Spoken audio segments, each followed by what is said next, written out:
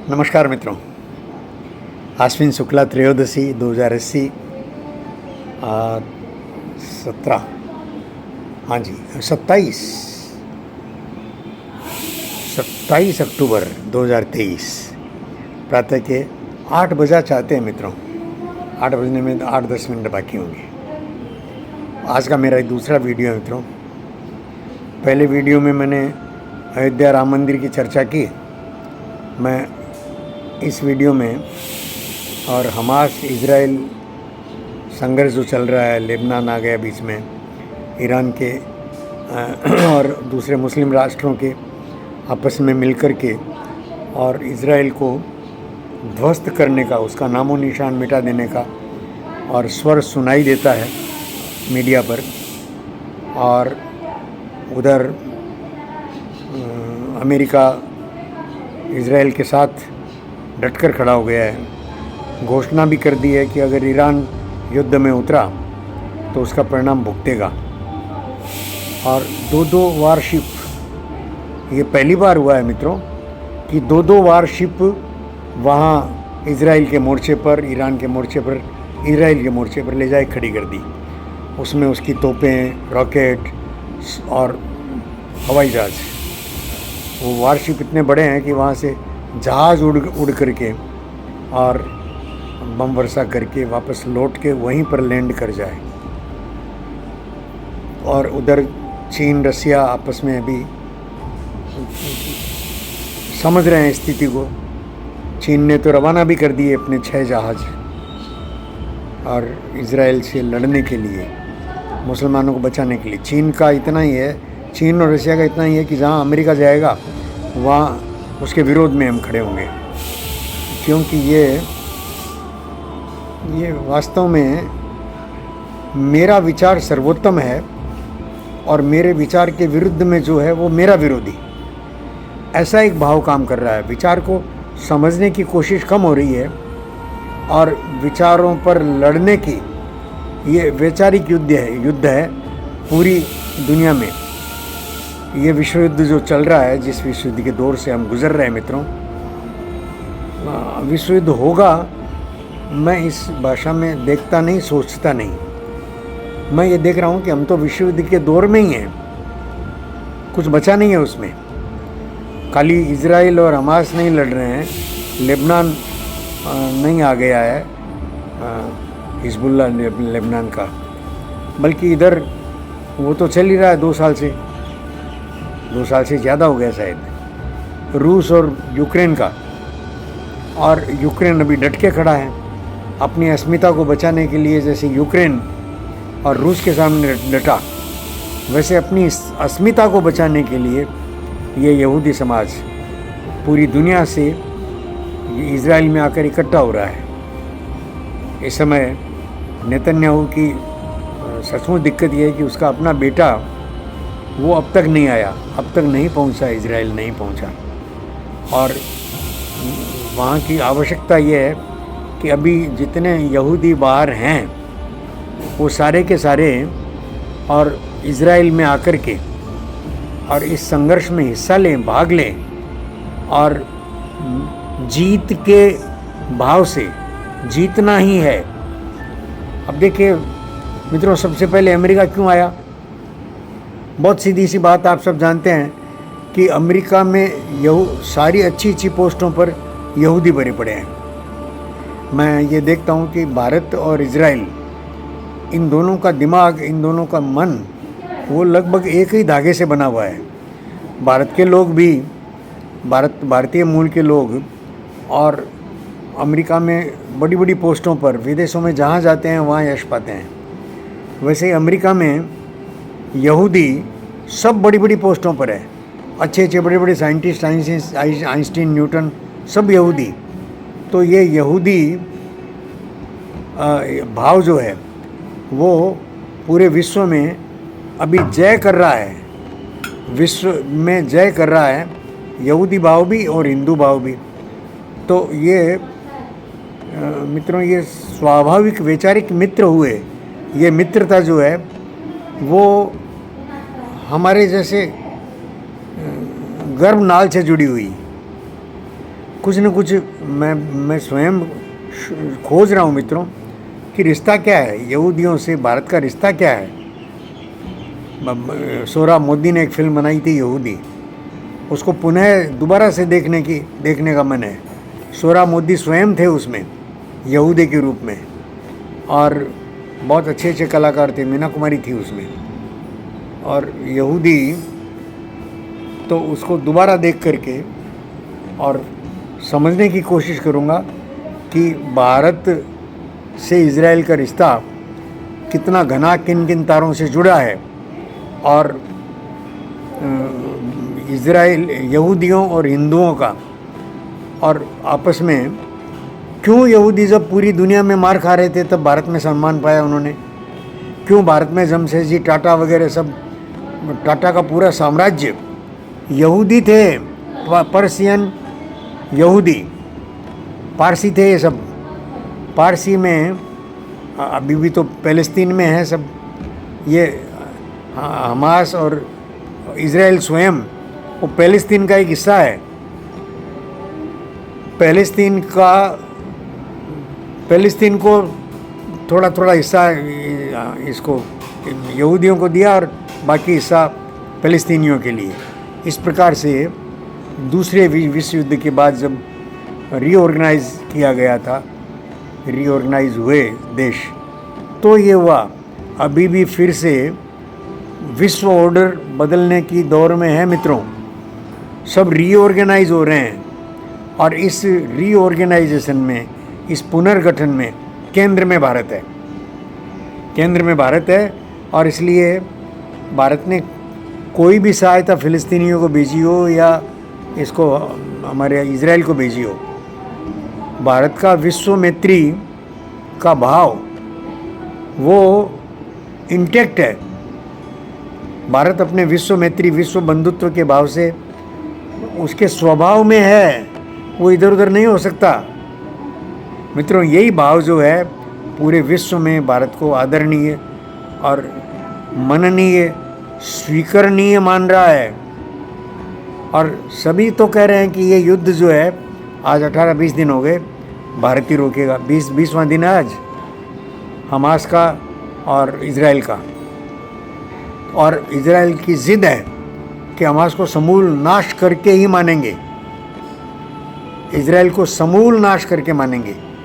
मैं आशा करता हूँ मित्रों कि उधर इज़राइल हमास का नाश करेगा और इज़राइल इधर पियो के अपने आप भारत की तरफ लौट आएगा, और भारत के मुसलमान का भी किसी भी कारण से हो, ये सब दबाव में, जुल्म के दबाव में और या कुछ लालच में हिंदू से मुसलमान बने हुए हैं, और इतिहास कभी मिटता नहीं है। इतिहास तो सामने पड़ा रहता है, मीडिया पर एक एक मुसलमान आता है, उनको जो एंकर होता है वो मज़े ले लेकर पूछता है, अच्छा आप कितनी पीढ़ी पहले हिंदू थे अच्छा आप कितनी पीढ़ी पहले हिंदू थे। और इधर हमारे बीजेपी के जो एंकर होते हैं वो निकाल के रखते हैं कि इनके 4 पीढ़ी पहले इस हिंदू राजा या ज़मींदार का ये नाम था। ये जो बैठे हैं सज्जन, मुसलमान सज्जन, इनकी 3 पीढ़ी पहले ही ये हिंदू की संतान है। तो रक्त सर चढ़कर बोलता है मित्रों।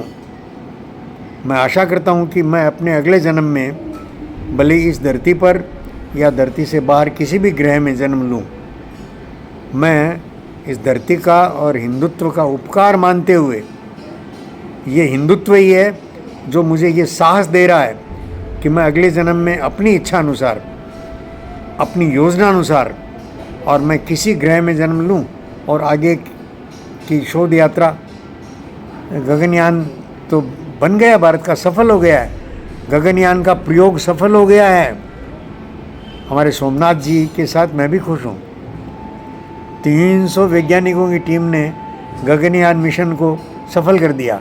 अब गगनयान मैंने छूटेगा, चंद्रयान छूट गया पहले, और सूर्य की खोज में जो छोड़ा था यान माने उपग्रह, वो अभी वहाँ स्थापित होने की दिशा में बढ़ रहा है आगे, समय लगेगा उसको।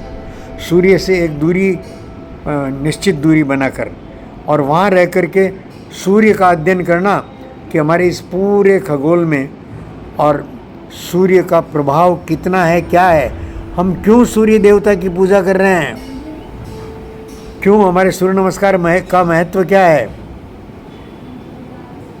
सूर्य नमस्कार का महत्व क्या है, गायत्री का महत्व क्या है।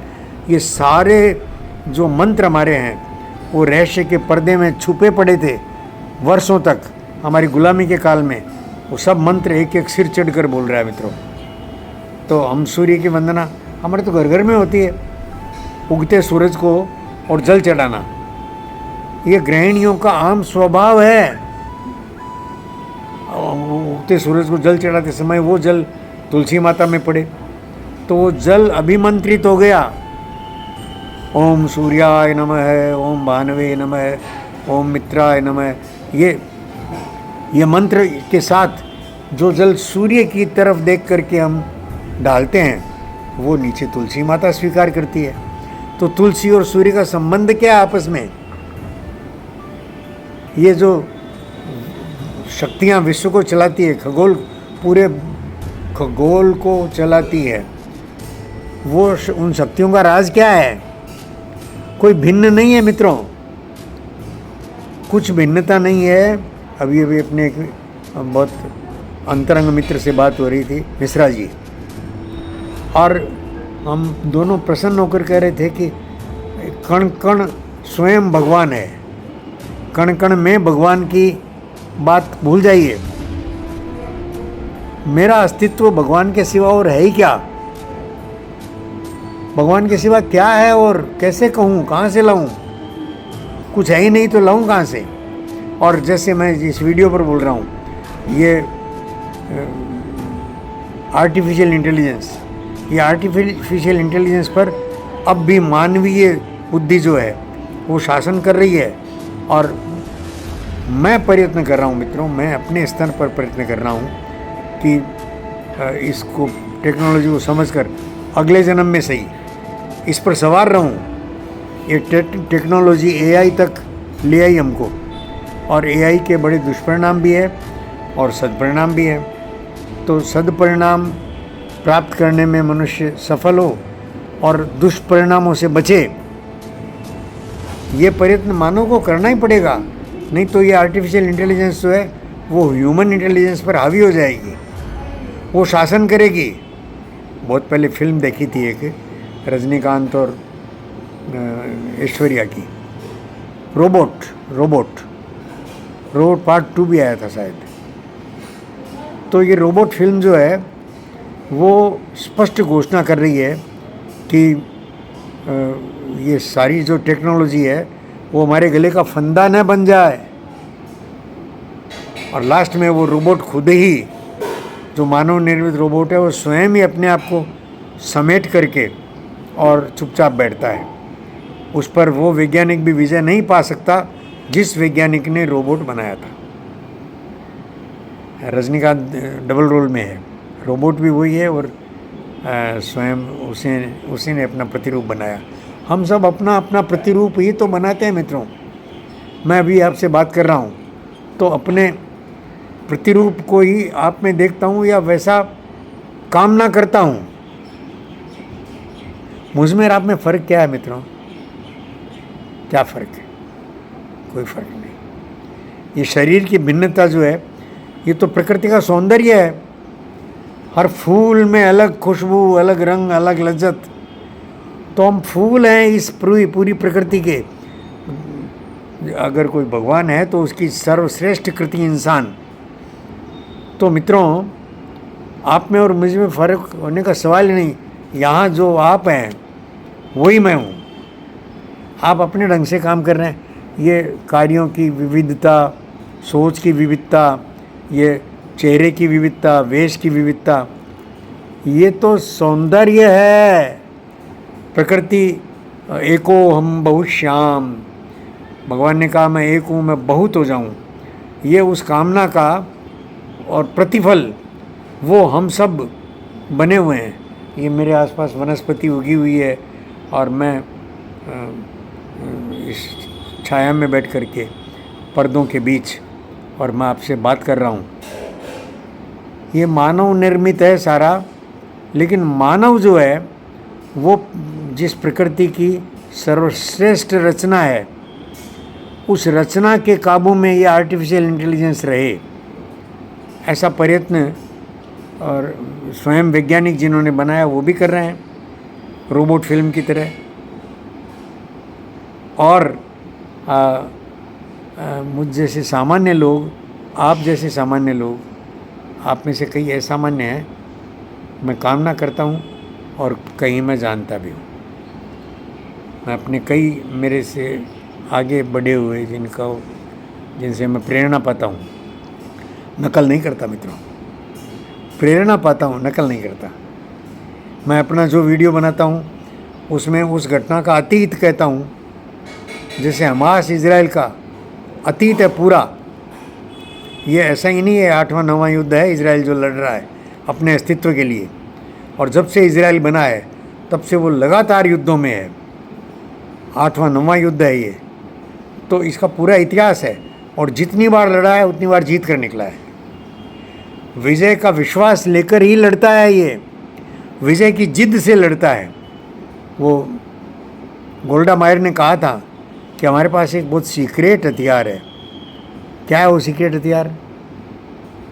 कि हमारे पास दूसरी कोई जगह ही नहीं है रहने के लिए, हमको तो इसी जगह को बचाना है। जैसे आज हिंदू का भाव है कि ये हिंदू राष्ट्र है, इसकी रक्षा का दायित्व धर्मो रक्षति रक्षित है, इसकी रक्षा का दायित्व मेरा है। विचार रूप में ये अमर है ही, ये जो अमर तत्व है भारत रूपी, इसकी अमरता को मैं थोड़ा और विश्व उपकारी बनाने की दिशा में काम करूं मित्रों। अमरत्व तो है, इसको मार नहीं सकता कोई। अमर है का अर्थ इसको मार नहीं सकता, इस विचार को। विचार ही अमर होता है मित्रों। भारत भूमि के टुकड़े का नाम नहीं है।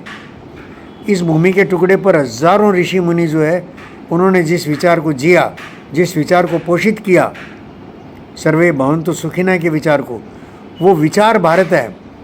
और चूंकि इस धरती पर हमारे हजारों लाखों ऋषि मुनि लगातार और तपस्या करते रहे, तो हमको इसके वैशिष्ट्य को मानना, उन ऋषियों के प्रति हमारा ऋण चुकाना, ये एक ऋषि ऋण है मुझ पर। उस ऋषि ऋण को चुकाने के लिए मैं भरसक प्रयत्न करता हूँ मित्रों, भरसक कठिनाइयों के बावजूद। गृहस्थी हूँ तो कठिनाइयाँ तो हैं ही, रहेंगी, लेकिन मुझे सहयोग ज़्यादा मिला है मित्रों। मैं अपनी कठिनाइयों का रोना नहीं रो सकता। मुझे हर तरफ से सहयोग मिला है, प्रकृति का सहयोग मिला है, परिवार का सहयोग मिला है, अपने मित्रजनों का। अपने इस जीवन काल में मुझे इतने हज़ारों सहयोगी मिले हैं, हज़ारों सहयोगी मिले हैं मित्रों। मैं बहुत कृतज्ञ भाव से और अपने आप को भविष्य में किसी अन्य ग्रह पर देखता हुआ, महसूस करता हुआ अभी आपसे विदा लेता हूँ मित्रों। नमस्कार।